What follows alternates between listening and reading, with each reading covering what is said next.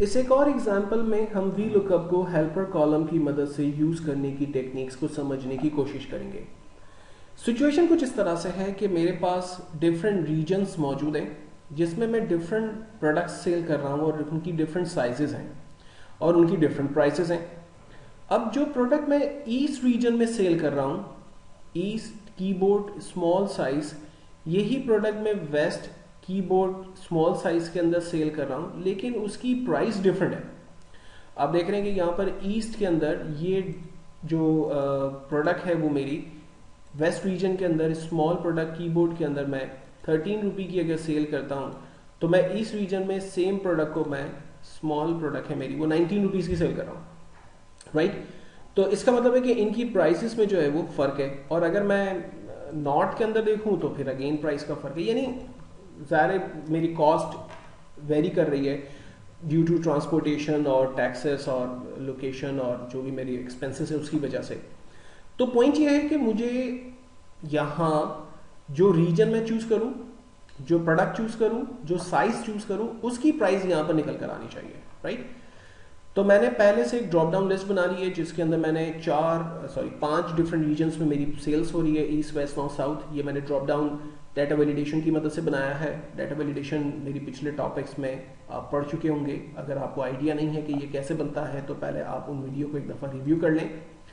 और इसी तरह से जिन प्रोडक्ट्स में मैं डील कर रहा हूँ लाइक कीबोर्ड और स्पीकर, उन दोनों प्रोडक्ट्स के नाम आ रहे हैं। और जिन साइजेस में मैं डील कर रहा हूँ स्मॉल मीडियम एंड लार्ज, वो प्रोडक्ट के नाम, उसकी साइजेस जो है वो मेरे पास आ रही है। लेकिन ये मेरे लिए बड़ा डिफिकल्ट है कि मैं रिजल्ट जो है वो कैसे सर्च करूँ। तो जैसे हमने अपनी पिछली वीडियो में देखा था कि वी लुकअप में आप हेल्पर कॉलम की मदद लेते हुए डाटा को आसानी से सर्च कर सकते हैं, वही ट्रिक मैं यहाँ पर भी यूज़ कर लूँगा।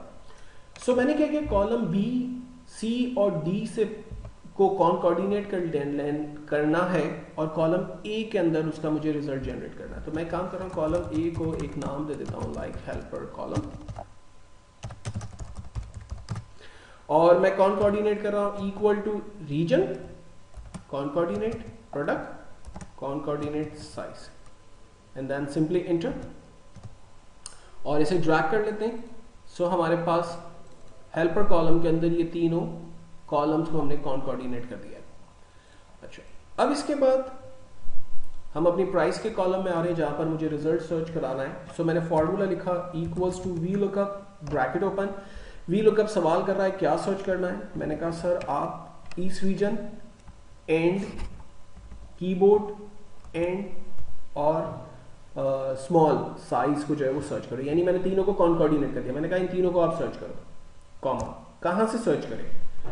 सो मैंने कहा कि इस टेबल से सर्च करो, टेबल की रेंज बना दी, एंड देन कॉमा, इस टेबल के कौन से कॉलम से सर्च करना है। सो ये मेरा फर्स्ट कॉलम है, second, third, fourth and fifth column से मुझे सर्च कराना है। सो मैंने कहा कॉलम फिफ्थ से आप रिकॉर्ड लेकर आइए, and then comma 0 exact match करें, एंड देन फाइनली एंटर। आपके पास रिजल्ट आ गया।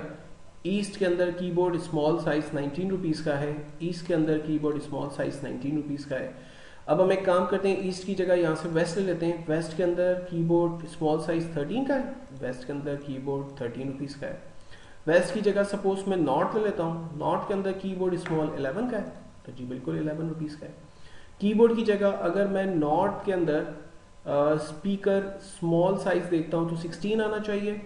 नॉर्थ स्पीकर स्मॉल 16, आंसर बिल्कुल ठीक है। यानी वी लुकअप एक्चुअल में अगर आप डिफरेंट कॉलम्स के अंदर अगर डाटा कहीं सिमिलर है, आप डाटा को सर्च कराना चाहते हैं, तो आप एक हेल्पर कॉलम बनाइए और उसकी मदद से वी लुकअप की कमांड को इस्तेमाल करते हुए रिकॉर्ड को आसानी से सर्च करवा सकते हैं।